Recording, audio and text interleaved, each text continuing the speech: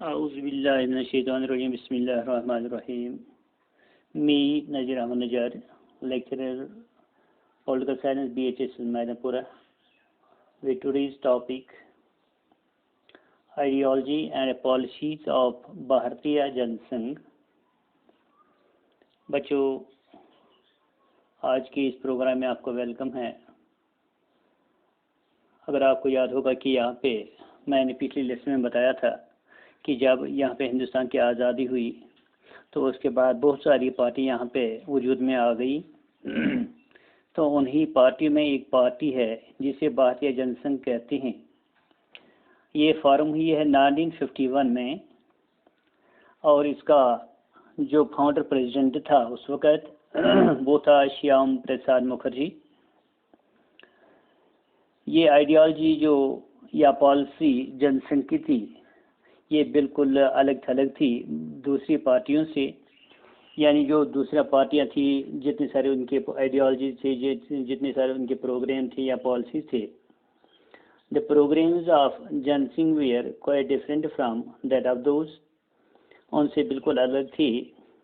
یہ زیادہ تر یہاں پہ سٹریس کر رہا تھا، یعنی بھارتیہ جن سنگھ پارٹی جو تھی یہاں پہ وہ یہاں پہ کہہ رہا تھا کہ یہاں پہ آئیڈیالوجی آف ون کنٹری ہونا چاہیے، یہاں پہ ون کلچر ہونا چاہیے، یہاں پہ ون نیشن ہونا چاہیے.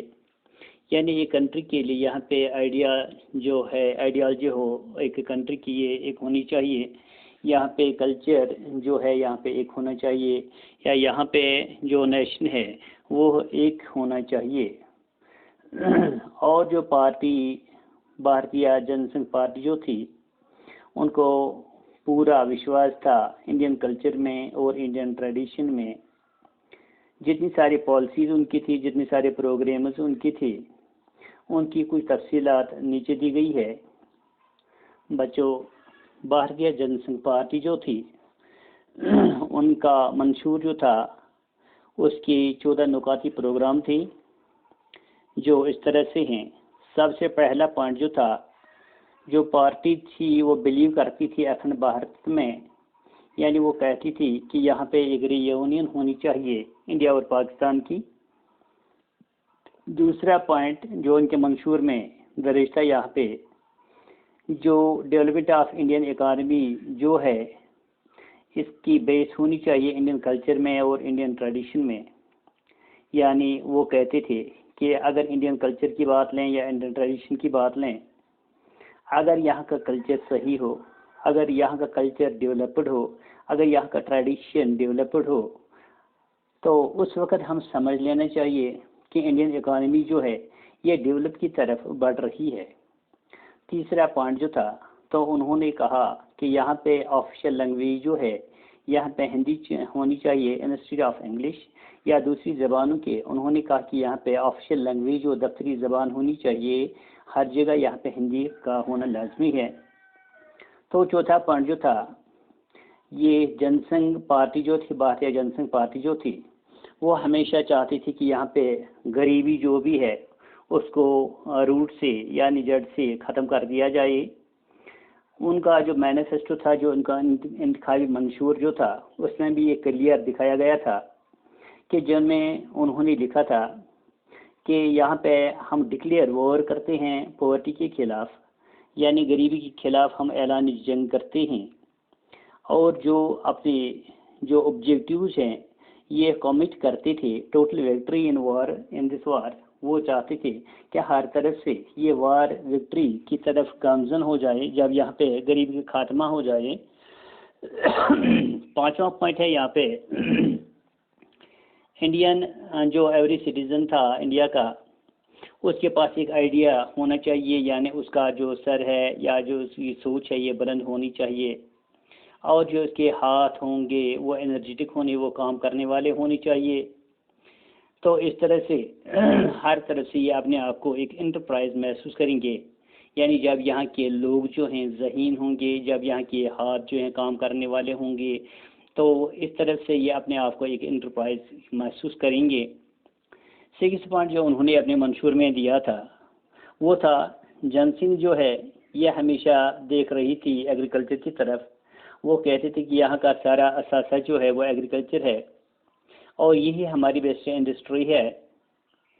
یہ پارٹی جو تھی یہ بلیو کرتی تھی لینڈ میں اور فارمر میں، یعنی زمین اور زمین کا مالک جو ہے اس پہ زیادہ بلیو کرتی، وہ کہتا تھا کہ اگر یہاں کے زمیندار لوگ جو ہیں، یہاں کے فارمر جو ہیں، اگر ان کی آئیڈیالوجی اچھی ہوگا، اگر ان کا ٹریڈیشن اچھا ہوگا، اگر ان کا کلچر جو ہے اچھا ہوگا، تو یہاں پہ ہر کوئی چیز جو ہے ایگریکلچر میں تو وہ بڑھیا ہوگا۔ یعنی جس طرح سے ہم اپنے آپ کو ہی نہیں بلکہ دوسرے ملکوں کو بھی کچھ دے سکتے ہیں۔ تو انہوں نے کہا کہ یہاں پہ سب سے پہلے یہ لینڈ جو ہے یا زمیندار جو ہے یہ دونوں طرف سے، فارمر اور لینڈ جو ہیں یہ دونوں طرف سے ویل ڈیولپڈ ہونی چاہیے۔ انہوں نے کہا کہ یہاں پہ ریزنیبل سیلنگس ہونی چاہیے، یہاں پہ ایک جال ہونا چاہیے، نیٹ ورک ہونا چاہیے مائنر اریگیشن ورکرز کا، یعنی جتنے سارے مائنر اریگیشن ورکرز ہیں یہاں پہ ان کا ایک زیادہ سے زیادہ جال بچھایا جائے، کیونکہ یہاں پہ جتنے سارے مزدور ہیں یہ اپنے ہاتھوں سے کام کر کے اپنے آپ کو خوشحال محسوس کریں گے۔ اور اس کے ساتھ انہوں نے کہا کہ ایبالیشن آف فوڈ زونز جو ہیں یہ یہاں پہ ہونا چاہیے، یعنی فوڈ زونز جتنے سارے ہیں یہاں پہ ایبالش ہونی چاہیے۔ تو اس کے علاوہ انہوں نے کہا کہ یہاں پہ جو فوڈ امپورٹ ہوتا ہے اس پہ ایک سٹاپ ہونا چاہیے، اس پہ ایک روک ہونی چاہیے، there should be a restraint on the food imports. اگر ہم ایسی چیزوں کو کریں گے امیجیٹلی، یعنی بالکل جلد ہی ہم ریسٹور کریں گے ہیلتھ آف انڈین کلچر، جو انڈین ایگریکلچر جو ہے تو اس کو ہم ریسٹور کریں گے۔ اگر ہم ان چیزوں پہ صحیح سے عمل کریں گے تو یہ ہمیں ایگریکلچر جو ہے ہیلدی صورت میں، یعنی صحت یاب صورت میں ملے گا۔ 7 پوائنٹ جو ہے، جو ٹیکسٹائل انڈسٹری جو تھی اس کو ماڈرنائز کرنا چاہیے، یعنی اس کو رینیو کرنا چاہیے۔ جتنی ساری انڈسٹریز ہیں یا ٹیکسٹائل کی، اگر ان میں ایک نیا پن لایا جائے، جس طرح سے پرانی جتنی ساری قوانین ہیں یا جس طرح سے اس کو چلایا جاتا ہے، اگر اس میں سے ایک نیا پن لایا جائے، شاید اس آئیڈیالوجی سے، نیا پن سے یہ ٹیکسٹائل انڈسٹری جو ہے نئی سرے سے کام کرنا شروع کر دے۔ جنسنگ جو ہے وہ وانٹ کری تھی، وہ چاہ رہی تھی کہ ایوری فیملی جو یہاں پہ ہے انڈیا میں اس کا ایک اپنا گھر ہونا چاہیے، یعنی ہر کوئی زمیندار جو ہے، ہر کوئی ریزیڈنٹ جو ہے یہاں کا سٹیزن جو ہے، he must have the own house of his own, اس کے پاس ایک اپنا گھر ہونا چاہیے۔ اس کے لیے یہ کہا کہ پارٹی جو ہے یہ ڈائریکٹ یہ بینکنگ جو ہے یا انشورنس جو ہیں، جو یہاں پہ انسٹیٹیوشنز کام کرتے ہیں، تو ان کو ہم کہیں گے کہ یہ ایک فائنینشیل ایڈ دیں گے ہر ایک زمیندار کو، ہر ایک سٹیزن کو یہاں کے ایڈ دیں گے کہ وہ کیا یہ ہاؤسنگ لونز ان کو پرووائڈ کریں گے، ان کی یہ مونی اسسٹنس جو ہے یا جتنی ساری مدد جو ہے سوسائٹیز کے لیے یہ فراہم کریں، اور یہ لو انٹرسٹ پر ہو۔ یعنی یہاں پہ جو 8واں پوائنٹ ہے انہوں نے کہا کہ یہاں پہ جتنی ساری سٹیزن ہیں، جتنی ساری فیملیز جو ہیں ان کا ایک اپنا گھر ہونا چاہیے، family should have a house of its own. اور اس کے لیے پارٹی نے یہ کہا کہ ہم ڈائریکٹ کریں گے جو یہاں پہ بینکنگ سسٹم چل رہا ہے یا انشورنس چل رہی ہیں کہ یہاں پہ پرووائڈ کرے فائنینشیل ایڈ، جو جتنی ساری ہاؤسنگ کوآپریٹیو سوسائٹیز ہیں ان کو ایک لون دے وہ بھی لو ریٹ انٹرسٹ پہ۔ 9واں پوائنٹ جو یہاں پہ ہے، یہ پارٹی جو تھی یہ ہمیشہ اپوز کر رہی تھی جتنی ساری کنسیشنز دیے جاتے تھے ریلیجس یا کلچرل مائنارٹیز کو، انہوں نے کہا کہ یہ یہاں پہ بند ہونا چاہیے کہ کنسیشن نہیں دینا چاہیے ریلیجس یا کلچرل مائنارٹیز کو۔ اگر ہم ان کو یہ کنسیشن نہیں دیں گے، شاید یہی پیسہ جو ہے جو یہاں پہ بچے گا تو شاید یہ عام زمیندار تک پہنچ جائے، عام سٹیزن تک پہنچ جائے، جس سے اس کی روزی روٹی جو ہے مضبوط ہو جائے۔ 10واں پوائنٹ جو ہے یہاں پہ، the party would dispense with all the license of the industry is not meeting any foreign exchange۔ جتنی ساری سرٹیفکیٹس یا لائسنس یہاں پہ دی گئی تھی فورین ایکسچینج حاصل کرنے کے لیے، اگر ان کو نہیں ملا تو it would take the industrial license out of the political hands۔ تو اس نے یہ کہا پارٹی نے کہ یہ پولیٹیکل ہینڈز کے ہاتھ میں یہ لائسنس ہیں، انڈسٹریل لائسنس جتنی ساری ہیں یہاں پہ سیاستدانوں کے ہاتھوں میں ہے یا حکومت بنانے بنانے والوں کے ہاتھوں میں ہے.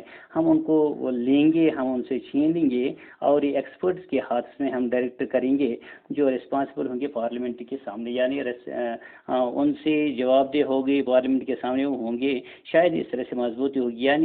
یعنی یہاں پہ جو پولیٹیکل ہینڈس ہیں ان سے جتنی سارے انڈسٹریل لائسنس ہیں وہ چھین کے ہم ایکسپرٹس کے ہاتھ میں ہوں گے جن کا ڈائریکٹ رابطہ ہوگا پارلیمنٹ کے سامنے اور وہ وہاں پہ جواب دہ ہوں گے. اس طرح سے ہمارا معاشی حالت, اقتصادی حالت جو ہے یہ سدھر جائے گی.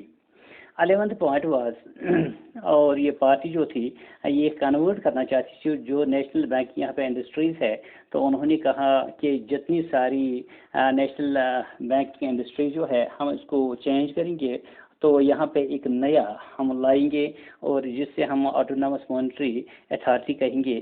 فل چارج میں انہیں کو دی گئے تاکہ جو کرنسی ہے یا کریڈٹ جو ہے held by Reserve Bank of India, تو یہ RBI کے ذریعے سے ہر زمیندار تک, ہر سٹیزن تک یہاں پہ پہنچنا چاہیے.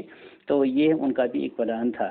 اور اس طرح سے 12 پوائنٹ جو ہے یہ پارٹی جو ہے بھارتیہ جن سنگھ پارٹی, انہوں نے اپنے منشور میں یہ لکھا تھا, انہوں نے کہا تھا 14 نکاتی پروگرام میں 12 پوائنٹ ہے ان کا, تو انہوں نے کہا کہ یہاں پہ ایگزمپٹ ہم کریں گے لو سیلریز, جتنے سارے ملازمین یہاں پہ لو سیلریز لیتے ہیں تو ان کو ہم انکم ٹیکس سے چھوٹ دیں گے, یعنی ان پہ کوئی انکم ٹیکس نہیں ہوگا.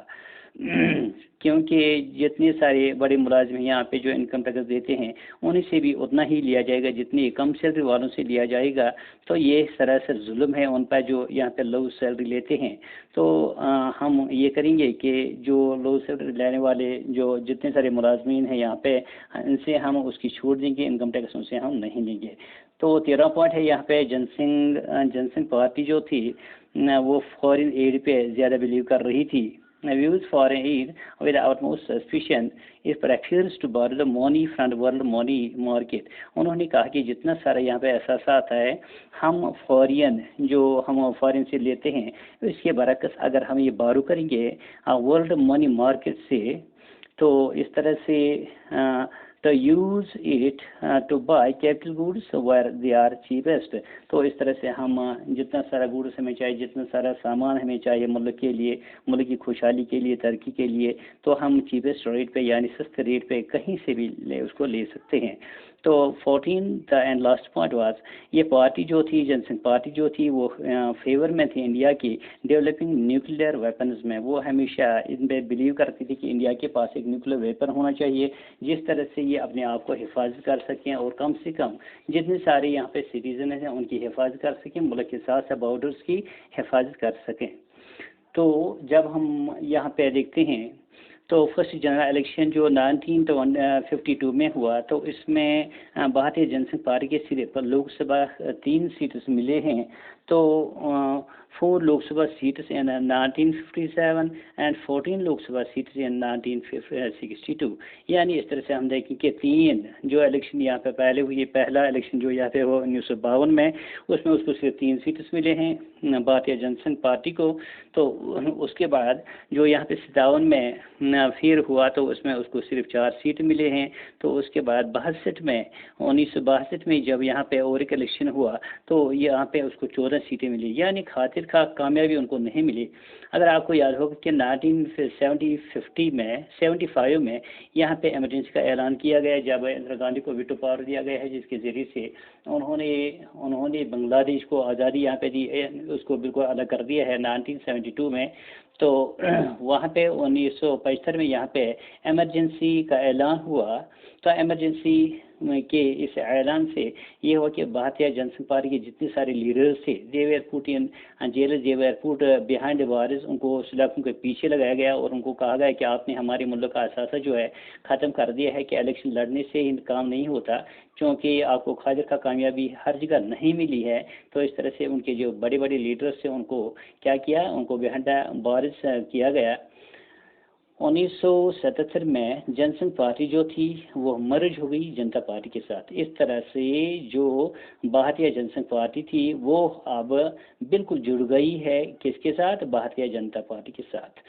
This was done for today and it is good if the lesson would be continued in English again. The Bharatiya Janata Sangh was formed in 1951 with Shyam Prasad Mukherjee as its founder president.